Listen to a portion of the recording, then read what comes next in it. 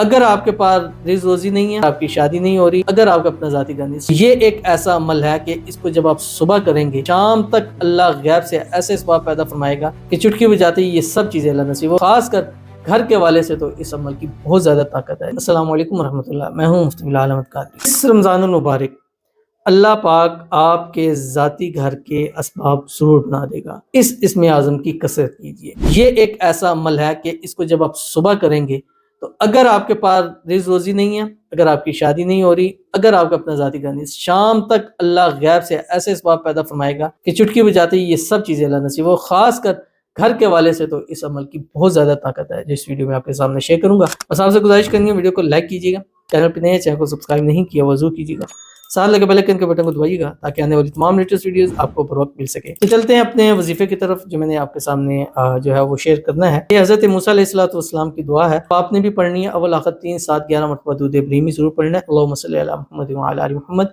کما صلیت علی ابراہیم وعلی آل ابراہیم انک حمید مجید۔ اللہم بارک علی محمد وعلی آل محمد کما بارکت علی ابراہیم وعلی آل ابراہیم انک حمید مجید۔ اور اس کے بعد آپ نے یہ پڑھنا ہے، کم از کم 3 تسبیح آپ روزانہ پڑھیں۔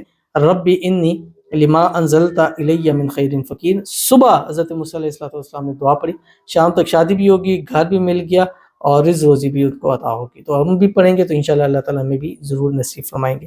ضرور عمل کیجیے گا، فائدہ ہوگا۔ ملتے ہیں انشاءاللہ پھر کسی نیکسٹ ویڈیو کے اندر، تب تک کے لیے اللہ حافظ۔